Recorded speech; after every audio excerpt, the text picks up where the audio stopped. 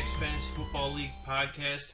I am your host, the commissioner of the Gooshbagz Fantasy Football League, and, of course, the reigning champion, Jason Peck.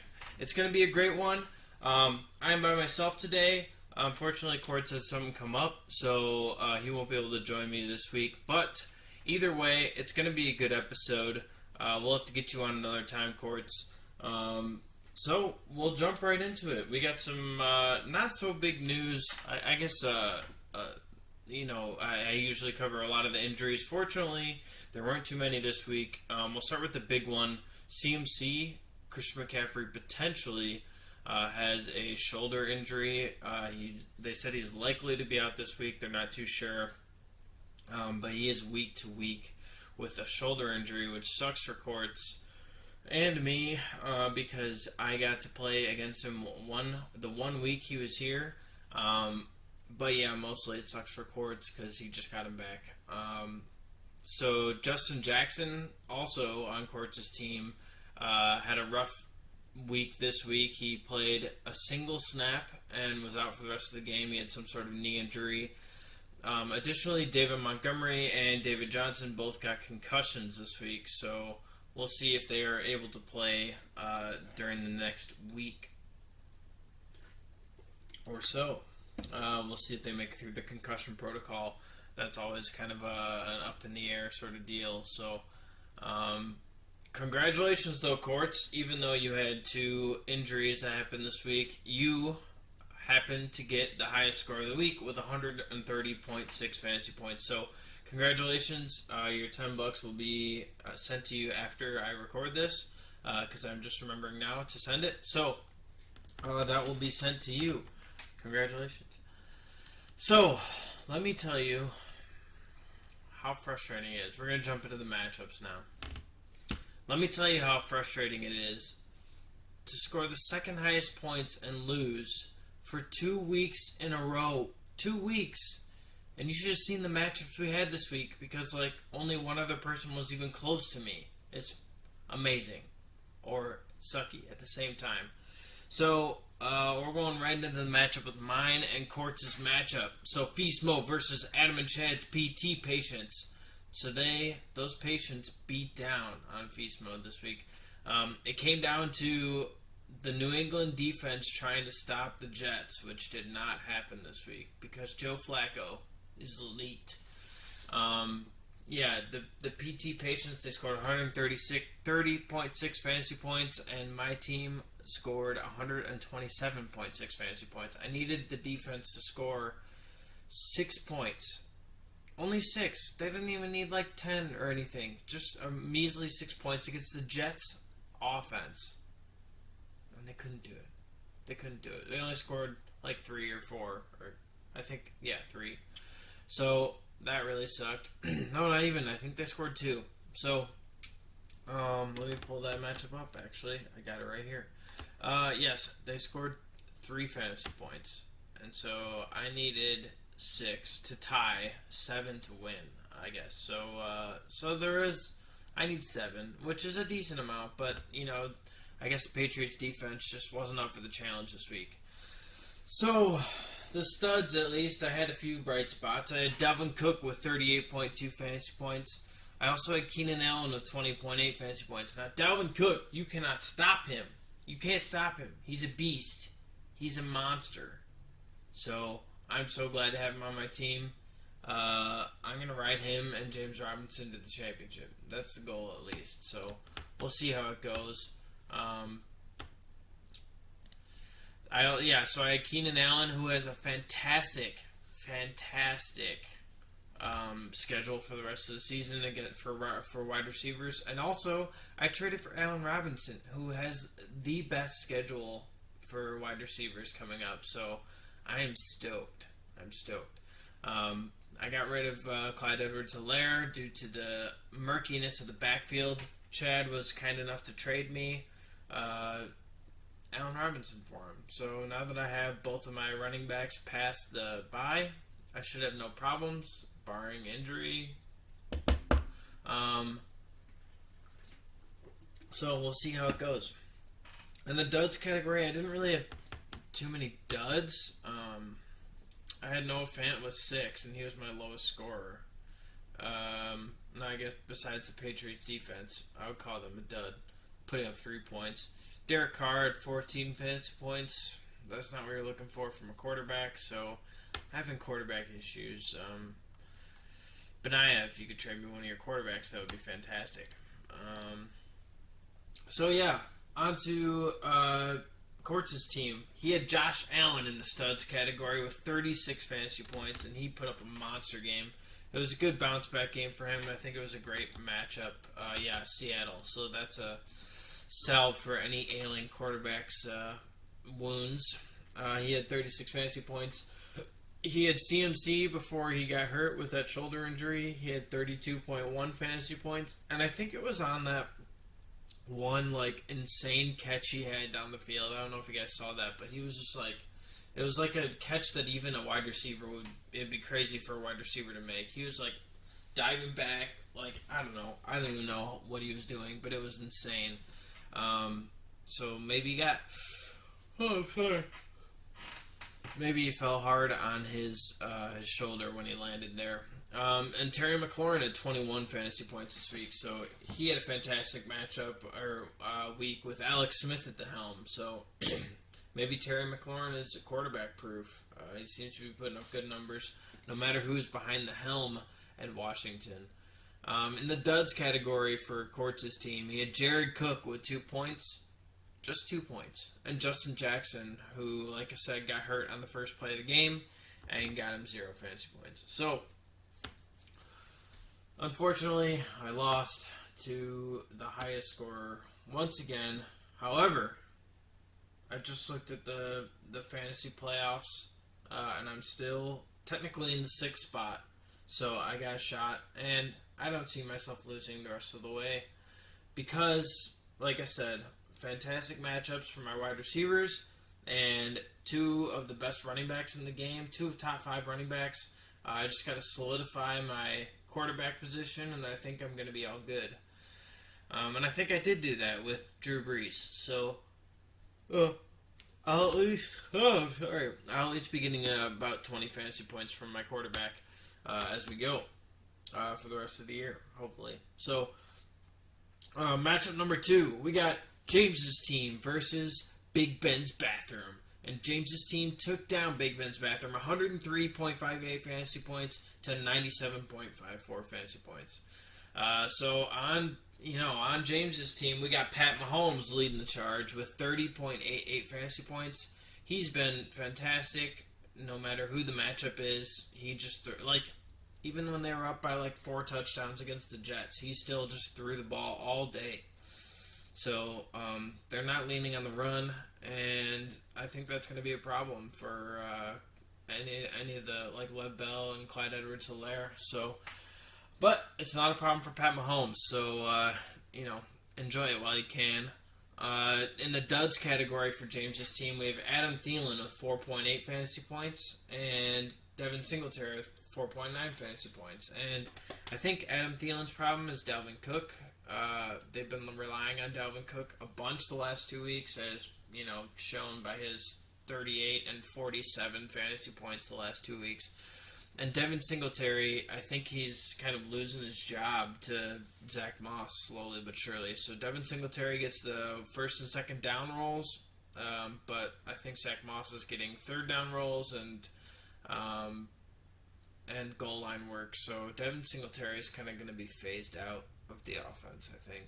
But on to Big Ben's bathroom, we got Justin Herbert in the studs category of 23.44 fantasy points, and he's been on a roll, and I am so glad because I have Keenan Allen to receive all of those wonderful passes. So Keenan Allen and Justin Herbert, if only I could have Herbert on my team, I could have the Herbert-Allen stack. That'd be amazing. But yeah, Justin Herbert's been great, and he's got great matchups coming up, I believe. So things are looking good. We got Tyreek Hill, who got 28.6 fantasy points, and that Pat Mahomes, Tyreek Hill, connection continues. He's been consistent this year, which is not Tyreek Hill's, calling card, but I guess Pat Mahomes has been finding them a lot more consistently.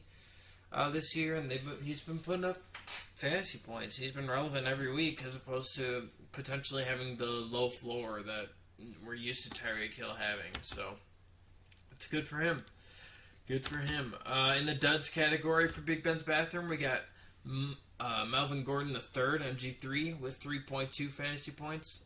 Unfortunately, I think with Philip Lindsay back, they're kind of just eating into each other's points. So MG3 is going to be less valuable going forward. We got J.K. Dobbins getting with 4.5 fantasy points. Man, J.K. Dobbins, he has been good, but this week he didn't get into the end zone.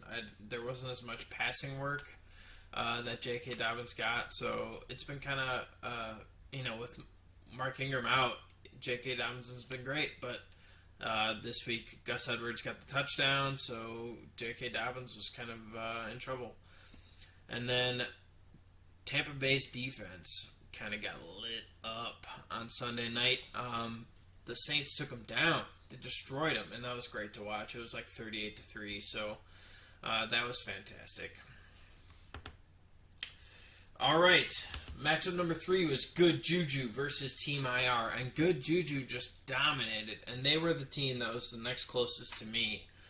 He had 121.42 fantasy points to Team IR's 98.2. So Kyler Murray on Good Juju had 37.92 fantasy points, and he continues his dominant quarterback year, fantasy football year, and regular football year. The Cardinals haven't been fantastic, but Kyler Murray has been fantastic, and he's been great for Good Juju's fantasy team. And unfortunately, the stack didn't work out this week with DeAndre Hopkins, because DeAndre Hopkins only got 4.5 fantasy points. So I don't know. I guess I didn't look if Kyler Murray, did he get... Let's take a look. Let us take a look. How did Kyler Murray get those fantasy points? Yeah, so he had 283 passing yards with 3 touchdowns. He had a fumble. He had 11 carries for 106 yards and a touchdown as well. I wonder who he threw those touchdowns to. Was it Christian Kirk? Christian Kirk might have had 1 or 2. But I guess none of them went to DeAndre Hopkins. So while usually that stack is pretty consistent, and DeAndre Hopkins is usually getting 30% of the targets from Kyler Murray, it didn't work out this week. Additionally, Ronald Jones only had 3.3 fantasy points for him. That just had to do with the fact that the Tampa Bay's offense got shut down, and they had to pass the ball the whole game because they were down by like 5 touchdowns. So that's the problem with Ronald Jones. And I think he fumbled as well, so he was kind of on the... I think he fumbled. Did he fumble? Whoa. I just had it. It doesn't say. I should have looked. But yeah, I mean, he had 3 carries for 9 yards. He had 3 catches for 9 yards as well. So no fumbles. Just a rough game.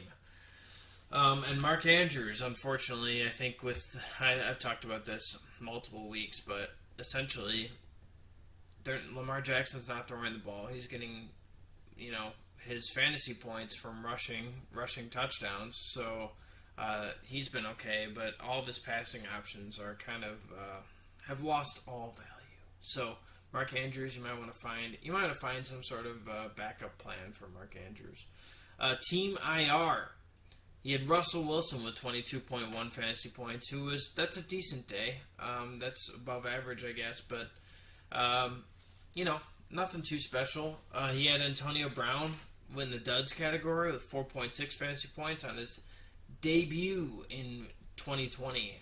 So I think that was like one of the... He had like 3 catches for 31 yards, and he was like one of the leading receivers for the Bucs, so... it was just a rough day overall. We'll see how this wide receiving core shakes out once everybody's back. Mike Evans and Chris Godwin. So I'm interested to see who gets the most targets and who's fantasy relevant in this offense. He also had Arizona's defense, who only put up 2 fantasy points, so that wasn't good. And Team IR, they just kind of had a bunch of mediocre games. A.J. Brown was almost in that studs category. He had 18.1 fantasy points, but everybody else was kind of 12 or below. So just kind of average games and not quite enough to get the win.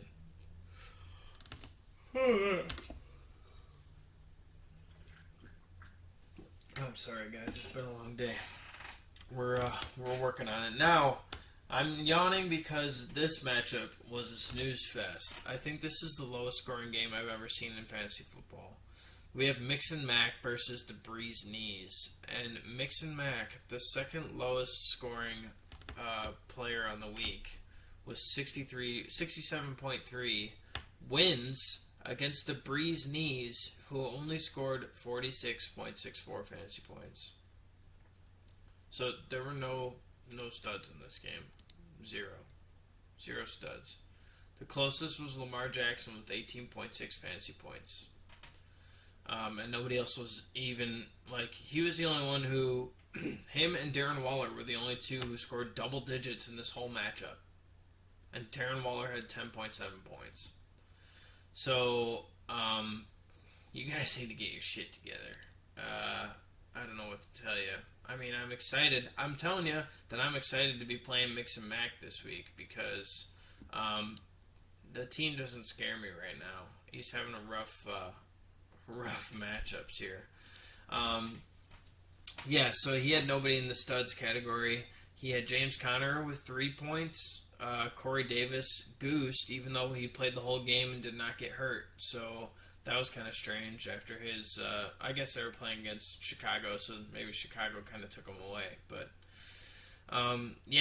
this team just did not look good this week. And the Breeze Knees looked even worse. He was single digits McGee, part 2, 2 weeks in a row.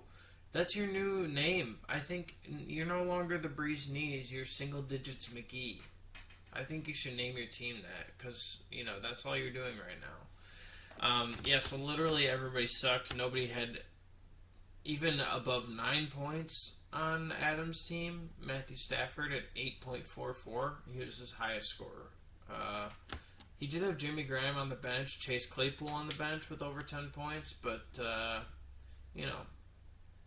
everybody was a bust on his team. It was bad.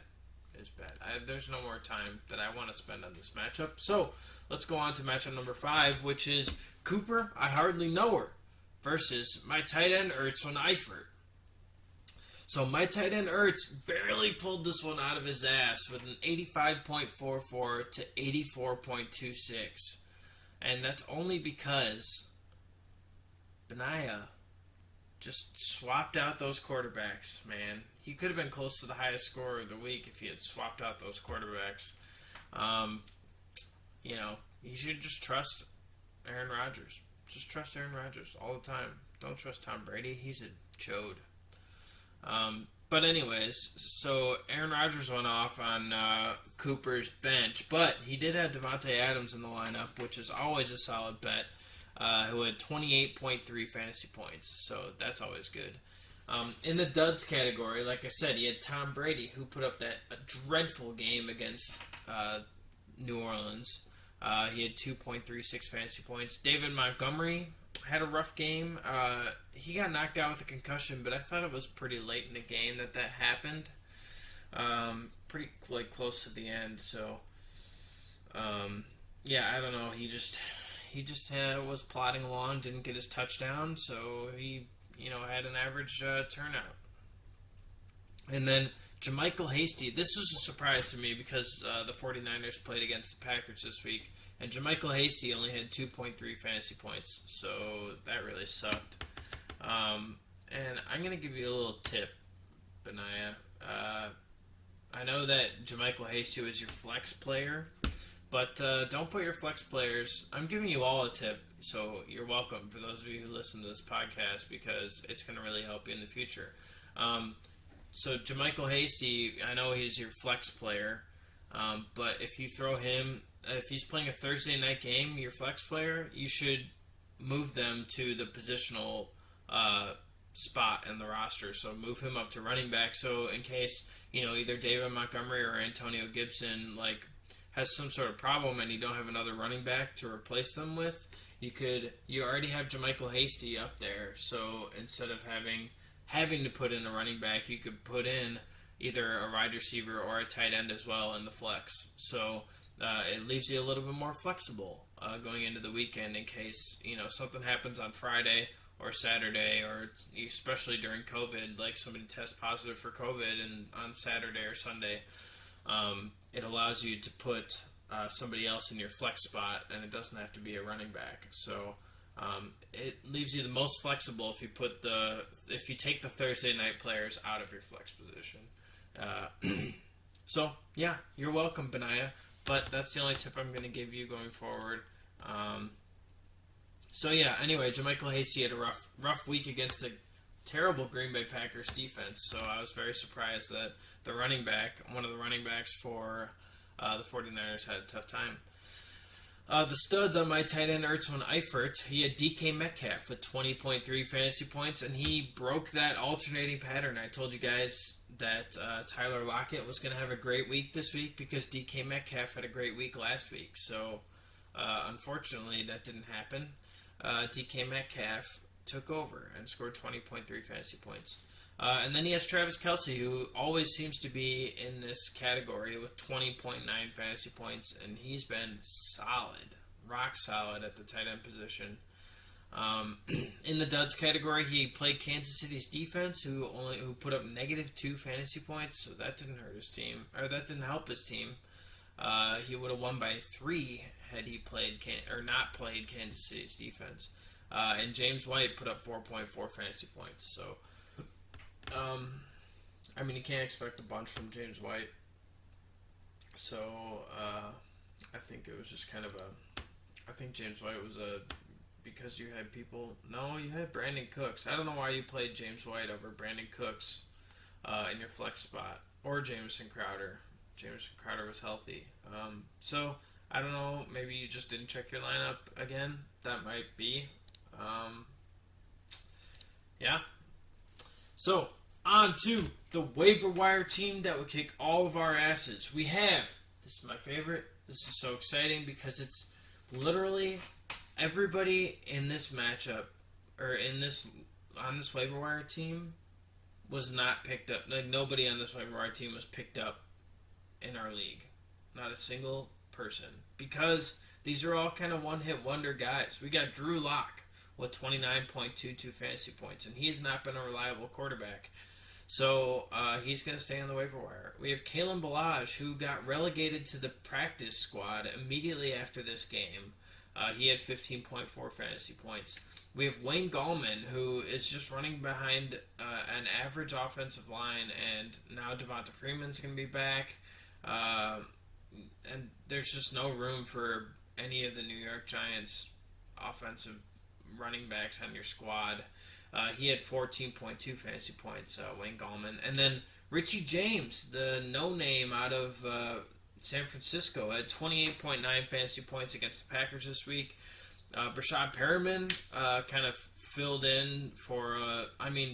Jamison Crowder was in, but he didn't have a great game. I think he was kind of limited coming back from his injury. So Brashad Perriman filled in, got 24.6 fantasy points. We have Irv Smith Jr., who is a touchdown or bust player, and he had 14 fantasy points.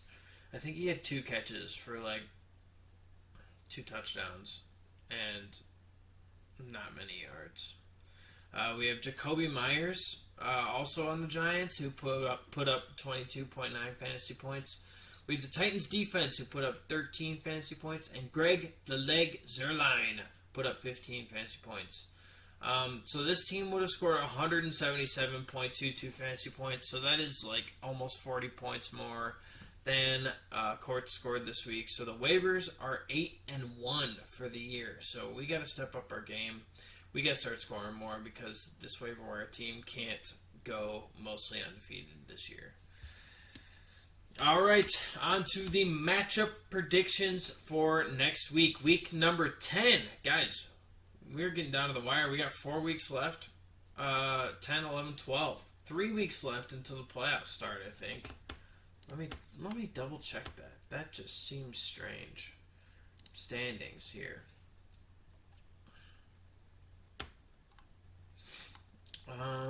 Projected playoff bracket. Yeah.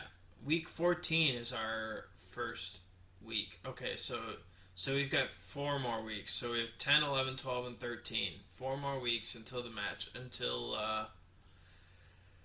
the playoffs. So I mean, it's a tight race. All right, so let me go through this. Let's go through the standings right now. So we got James's team in first place with 6-3 record. Um, I don't know why he's in first. The points for, I guess it's head to head. Maybe he beat Ryo earlier in the year. So yeah, James is in first. Ryo is in second. Brandon is in third. Um, Aaron is in fourth. I'm in fifth, and Quartz is in sixth. So that's, if it ended right now and we went to the playoffs, that would be the sixth in the playoffs. And then so Quartz and I both have a 4-5 record, but also Chad, Benaya, and Neil all have 4-5 records. So that is definitely a tightly contested race. I mean, Adam, you still have a shot. I think somebody's going to get in the playoffs with 7 losses. So, Adam, keep fighting, my man. I believe in you.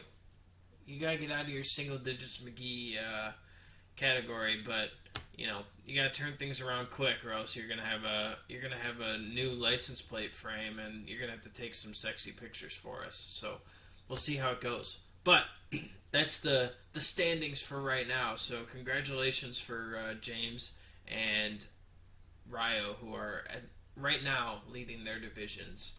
But Brandon is right behind. He also has a 6-3 record. So I mean, it's a close race, guys. Like 9 of the 10 are within 2 games of each other. So that's fantastic, and I'm looking forward to seeing how this bad boy finishes up. So on to the matchup predictions for Week 10. Now, last week, Benaya and we had 2 different choices that we made last week, and we each went 1-1 on those choices. So we tied at 2-2, 2-2. So Benaya, good work. But we tied, despite your best efforts. Now, on to the matchup predictions for Week 10. So our first matchup is Feast Mode versus Mix and Mac. So, of course, I'm going to take myself. I haven't even looked at this. Number one, I think that, his team is, banged up pretty bad right now. But also, I just think my team, I don't know, he's kind of got that boomer bust style going on right now. He's got Curtis Samuel in as his wide receiver too. He is going to have a rough week against Tampa Bay. I don't think he's going to keep up. Like last week, he had 2 catches for, let's see. Oh, wait, no. Last week, he had 9 catches. Curtis Samuel? Yeah, he did. 9 catches for 105 yards. So, never mind. He's been relatively involved. The last 3 weeks, he's been solid. So, I don't know. Maybe the passing of the torch from Deebo Samuel to Curtis Samuel. Or not Deebo Samuel.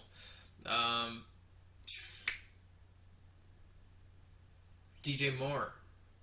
Yeah, DJ Moore to Curtis Samuel. Maybe that's happening. But I don't think he's going to have a great week this week.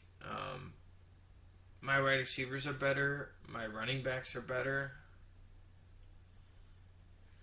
And they got great matchups, except Dalvin Cook. But Dalvin Cook is Dalvin Cook. Drew Brees is up against San Francisco, whose defense does not look that good. So I'm not too scared about Drew Brees. And he's got Michael Thomas back, so I'm not concerned at all. Noah Fant is against the Vegas Raiders. I don't know. I'm not too scared right now. My team's looking good. So yeah, we'll see how this week goes. But I am picking myself for this matchup. So on to matchup number 2. We got the Breeze Knees versus Team IR. Now, Single Digits McGee is versus Team IR. And Team IR has... Whoa. This is just... It looks strange because the Breeze Knees has... all of his players are projected to be better than Team IR's, which surprises me. I guess Mike Evans hasn't been great. Nick Chubb might be back this week. They're saying some positive things. He's been activated from the IR. It's a possibility that he's back this week. If not, he still has Todd Gurley to fill in for him. I don't know. I'm going to have a tough time picking Adam's team to win.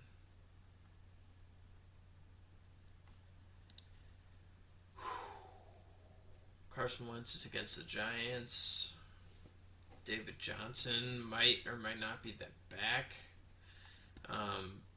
If David Johnson is back, then he'll be playing. But if he's not, then maybe he'll throw... We'll have to throw Leonard Fournette up there. And then he could put in maybe Chase Claypool.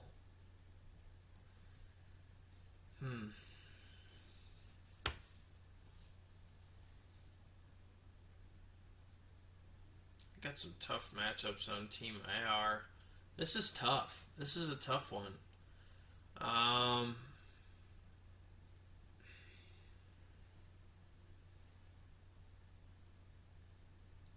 going to have to go with the Breeze Knees on this one. As much as I don't want to go with Single Digits McGee, I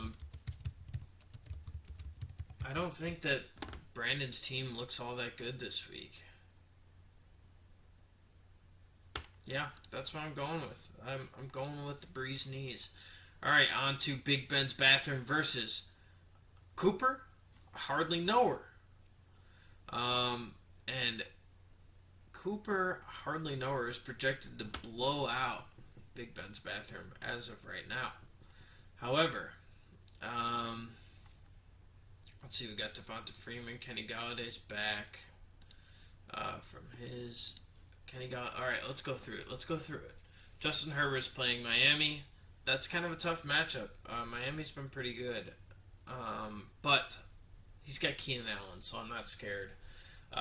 We got Melvin Gordon against the Raiders. That's a good matchup. Devonta Freeman against Philadelphia. That's not that great. Kenny Galladay versus Washington. T. Higgins versus Pittsburgh. Pittsburgh can be beat in the air. Evan Ingram versus Philadelphia. Travis Fulgham versus the Giants. Bucks versus Carolina. That's a decent. Although Carolina's been pretty good recently. So, then we got Aaron Rodgers versus Jacksonville. David Montgomery versus Minnesota. Oh man, Cooper Hardly Know Her's got great matchups this week. Versus Detroit, Jacksonville, Chargers, Cincinnati, Buffalo's not been that great. I don't know if Kenny Drake will be back this week. If not, he'll probably fill in with Marquise Brown. Probably. Have to throw him in. That wouldn't be the best, but, could be a rough time. Although, you got all three of your running backs in right now are questionable, so we might have to see what happens here, but... If all of your running backs play, I'm gonna pick Cooper. I Hardly Know Her. If they don't, I don't know.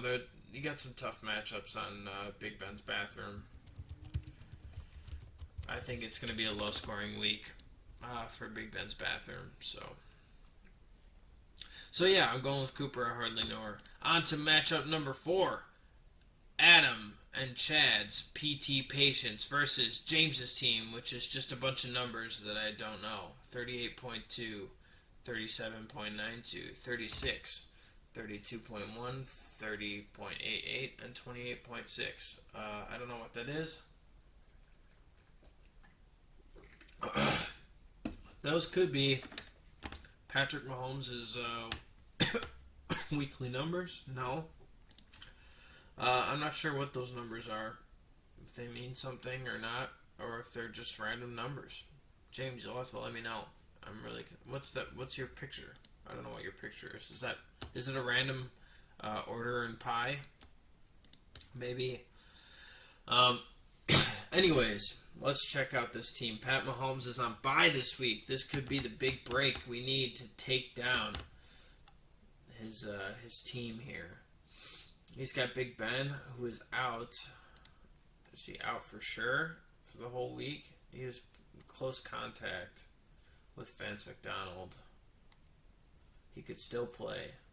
So you could have Big Ben against Cincinnati, which would be good. Aaron Jones against Jacksonville, that's a smash spot. Zach Moss against Arizona is going to be good. Adam Thielen versus Chicago, that's going to be rough. Will Fuller is going to be good. Hunter Henry.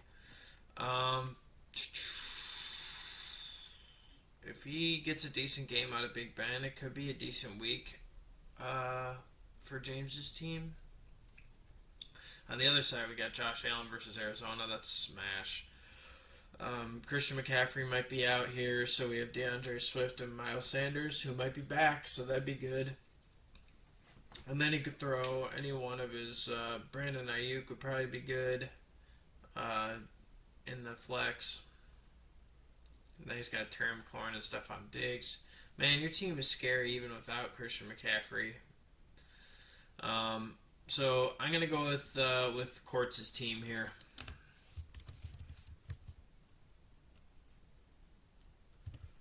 That is my decision.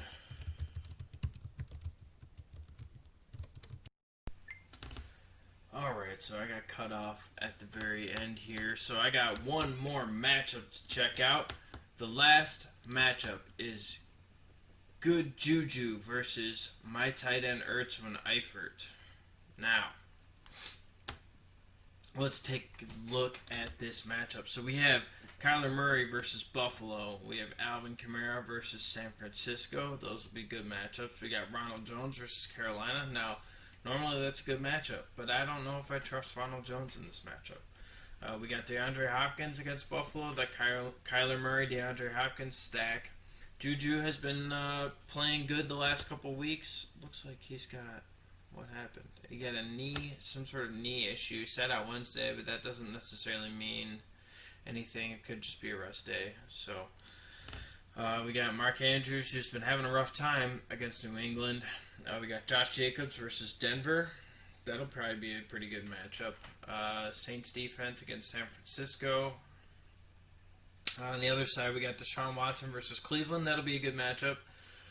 Derrick Henry versus Indianapolis. That might be tough, but it's also Derrick Henry. So Chris Carson and DK Metcalf versus the Rams. Those are good matchups. Brandon Cooks versus Cleveland. Rob Gronkowski versus Carolina. And AP versus Washington. With Travis Kelce out, he's got to put Gronk in, which isn't the worst thing in the world. But he's got to play AP, and that's kind of tough. I'm going to have to go with Good Juju on this one. So, we got Good Juju in the last slot here. So, we will see how it goes. Yeah, I'm looking forward to this weekend. It's kind of a make-or-break weekend for all of us. We'll kind of see which way everybody breaks from that 4-5 kind of record. So, we'll see how everything goes. I'm looking forward to this week. I'm going to attempt to keep my $10 this week and try not to score second and lose again. That's going to be frustrating if it does happen, but I doubt it. I'm going to win this week. I'm going to win it all. I'm keeping my $10, and we'll see how everything goes. So, guys, good luck this weekend. I hope you guys Have a good time. Have a good weekend. Enjoy some good football. And I'm looking forward to catching you guys next week.